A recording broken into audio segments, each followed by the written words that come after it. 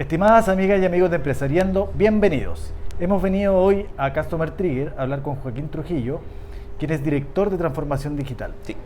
Joaquín, muchas gracias por recibirnos en esta hermosa oficina de Customer Trigger. No, gracias a ustedes por generar este espacio para finalmente discutir y reflexionar sobre temáticas que hoy día son de suma importancia para la industria del marketing. Así que gracias a ustedes por estar acá y poder generar estos espacios.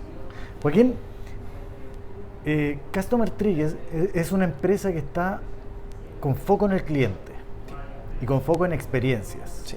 Entonces yo quiero llevarte a la conversación que tiene que ver con diferenciar a mis clientes o segmentar. Sí. Entonces, primero quería preguntarte si es necesario hacerlo y por qué hacerlo. Bien. A ver, la pregunta se puede responder desde un contexto, ¿ya? Siempre desde el contexto del marketing, siempre bajo el contexto de las estrategias comunicacionales desde una compañía hacia audiencias. Hoy día sí es necesario, principalmente porque vivimos hace ya unos buenos años en un comportamiento respecto a un cliente que está cada vez más informado, un cliente que es cada vez más exigente, canales de comunicación que se democratizaron, por lo tanto la información que una audiencia pueda recoger hoy día es mucho más factible.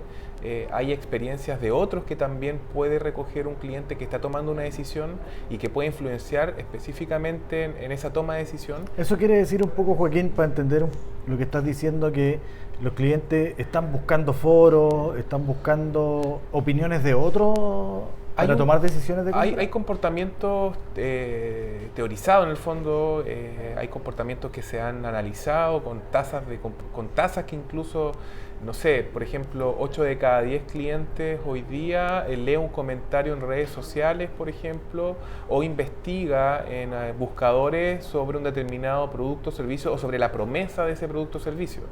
Existen desde ya hace varios años aplicaciones o herramientas como Canasta, por ejemplo, que son básicamente herramientas que lo que hacen es que te informan si es que un precio está inflado o no está inflado en relación a una super oferta de temporada, como son los cyber, ¿no? Claro. Entonces, lo que pasa es que tenemos, por un lado, entonces audiencias mucho más informadas, tenemos canales donde podemos informarnos, y de vuelta también las comunicaciones que se generan de cara a las organizaciones, de las marcas hacia esas audiencias, hoy día finalmente tienen que ser mucho más personalizadas, mucho más targeteadas finalmente.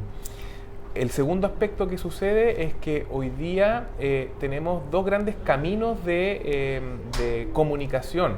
Un camino público, es decir, todo lo que viene a ser canales públicos masivos, redes sociales, campañas tradicionales en televisión, pero principalmente instancias públicas digitales que hacen que hoy día tú comuniques algo y finalmente esa comunicación puede ser rápidamente contrarrestada con experiencias negativas o incluso idealmente positivas de las propias audiencias. Claro.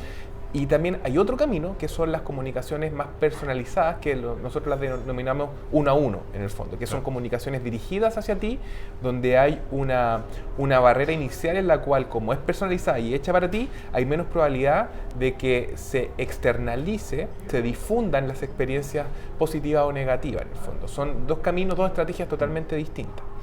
Vamos según tu visión, ¿vamos a un camino de la personalización hacia los clientes? De hecho, ya estamos así. O sea, lo que pasa es que hay industrias y principalmente compañías o organizaciones que ya llevan unos buenos años trabajando la personalización a niveles muy avanzados, ¿ya?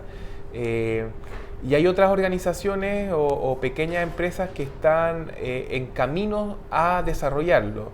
¿En qué depende? Principalmente en la transformación cultural y digital, la digitalización de los procesos de una organización, donde obviamente las organizaciones más grandes tienen mayor presupuesto, inversión, que hacen que la velocidad y la maduración de de esa cultura y esa transformación sea mucho más rápida, pero hay hoy día una camada de soluciones freemium, soluciones mucho más de menos costo, que están empezando a replicar lo que eventualmente antes solo podía hacerlo una gran compañía. Claro. ¿Ya? Y estamos viviendo justo esa transición en que una pequeña empresa podría eventualmente comenzar a incorporar soluciones tecnológicas que ayuden a la personalización. ¿Ya? Eso por un lado.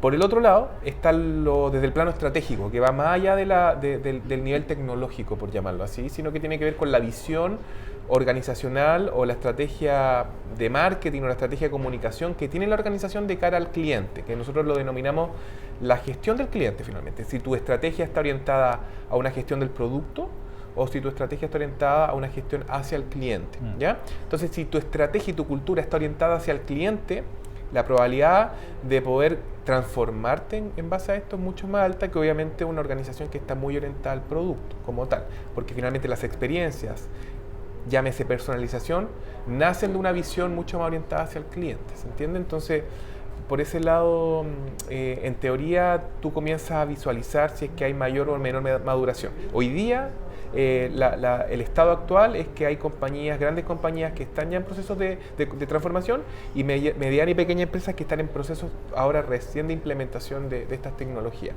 Joaquín, quiero llevarte a un caso más real, digamos, a un ejemplo de emprendimiento. Sí. Los emprendedores quizás tenemos un producto o servicio donde atendemos clientes, sí, y a veces los conocemos o nos preocupamos de conocerlos y otros no se preocupan de conocerlos. Directamente venden y venden. Es una realidad hoy día.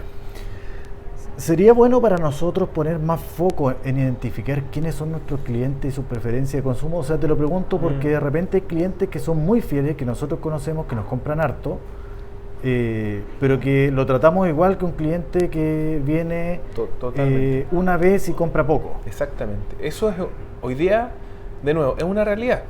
El tratamiento desde la gestión del cliente es muy difícil si no hay datos, primero. Entonces, a ver, el paso a paso para llevarlo a un punto concreto, claro, una compañía en el fondo tendría que, primero, resolver la capacidad de administrar datos. Principalmente el concepto puntual es dato estructurado, en el fondo es un ID, un identificador que logre determinar que tú eres un cliente específico. Normalmente se define por el root, puede ser el root, un correo electrónico, un teléfono, en la cual tú puedas tener un identificador para detectar que es un cliente contactable y que es una persona finalmente. Claro. Entonces, hay todo un proceso desde la capacidad de la arquitectura de datos que necesitas para decir dónde lo voy a alojar, cuáles van a ser las columnas o las variables que yo voy a incorporar. Claro. ¿Quiénes hoy día están resolviendo muy bien esto? Todas las pequeñas empresas o medianas empresas que tienen ya un e-commerce instalado, por ejemplo. El e-commerce por defecto te deja un registro de las personas que eventualmente, los clientes que hicieron una compra o los prospectos que simplemente llegaron a registrarse y no compraron, ¿cierto? Claro. Pero tienes data estructurada con el nombre, el root, el correo electrónico, una dirección incluso.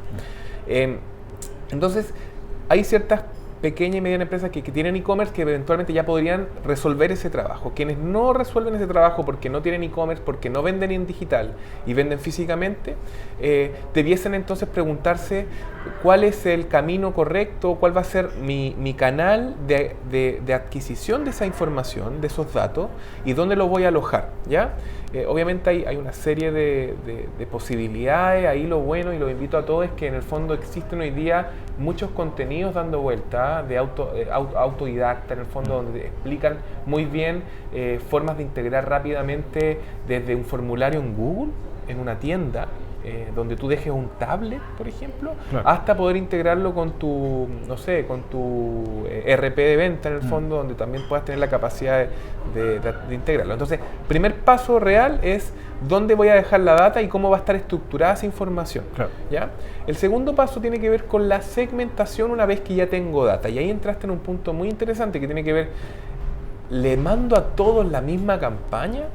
¿Le mando a todos la misma información, la misma frecuencia de información? ¿O es mejor empezar a probar diferentes líneas o pilotos para ir viendo que justamente un cliente de alto valor, un cliente fidelizado, por ejemplo, es un potencial audiencia para poder comunicarle de forma más frecuente. Claro. Y por ejemplo, un cliente que nunca te ha comprado o que la verdad no te apertura los correos electrónicos, poder excluirlo para probar una siguiente campaña, por ejemplo. Entonces tienes, volviendo a los pasos, la capacidad de integrar la data, dejarla en un lugar. Segundo, la capacidad de segmentar, ¿ya? Solamente como consejo, una buena forma de segmentar es por el ciclo de vida de los clientes. Es decir, claro, detectar cuándo un cliente es nuevo, cuándo un cliente está comprándote de forma frecuente o cuándo te dejó de comprar un cliente. ¿Ya? Es decir, cuando tenía una frecuencia de compra y de repente desaparece de tu data transaccional. Entonces, si se fijan, hay posibilidades de estrategias distintas. A un cliente nuevo le puede hacer toda una campaña de bienvenida. claro. A un cliente que está frecuentando podría entregarle mejores y mayores beneficios, promociones. Puedes en el fondo generarle contenido para que esté más fidelizado contigo, que no necesariamente sean promociones, y tienes clientes fugados o clientes que ya no están interactuando contigo, a los cuales podrías generarle una fuerte campaña comunicacional para que vuelvan, ¿no? Un descuento mucho mayor o cualquier otro tipo de gatillante que haga que la persona o esta audiencia pueda volver contigo. Claro. Entonces, esa es una interesante forma de poder segmentar diferentes tipos de audiencias que son finalmente tus clientes. Yo me imagino que el cliente valora también que se le trate distinto. O sea, lo que te quiero decir, con el mismo ejemplo que tú estabas dando, un cliente que nos dejó de comprar, y si yo le sigo mandando oferta, al final no solamente voy a terminar de que no venga a comprar, sino que hable mal de mí. Por supuesto. Y a un cliente de alto valor quizás no necesita oferta, porque me está comprando igual. Ahí diste en el punto, diste en el punto exacto. De hecho, por eso cuando hablábamos en la primera parte de la importancia de cuando tú generabas esto mismo pero de forma masiva, lo que pasaba era que de vuelta esa audiencia te decía: oye, córtenla, estoy cansado y quiero que todos me escuchen que estoy cansado de que me manden publicidad, ustedes no me entienden. Públicamente lo que hace es que tú abres una puerta. En cambio, en la personalización tú lo que haces es que logras entender y le entregas el mensaje indicado a esa persona. Esa es la gran diferencia. Ahora, y diste en el punto porque finalmente tú puedes tener líneas de contenido distintos. Normalmente lo que nosotros hacemos también es que cuando tenemos clientes que sabemos que están en un estado de fuga, en vez de mandarle promociones, lo que hacemos es que levantamos encuestas de consulta, donde le queremos detectar las razones de fuga, por ejemplo. Claro. ¿Por qué finalmente no estás leyendo o no estás comprando con nosotros? ¿Para qué? Para mejorar esa experiencia, tanto para ti como para futuras audiencias que van a entrar en el mismo estado de fuga. Claro. Entonces, ahí está la clave de las diferentes estrategias. Esa es como un poco la lógica de esto, en el fondo. Oye, Joaquín, gracias por esta conversación muy interesante. Esto está pasando hoy día. Hoy día hay hay compañías que están empezando a sumarse al carro de la transformación, de la digitalización de los procesos, y yo creo la invitación es que finalmente haya romper las barreras limitantes respecto a lo que podría o no podría hacer una organización en relación a sus procesos.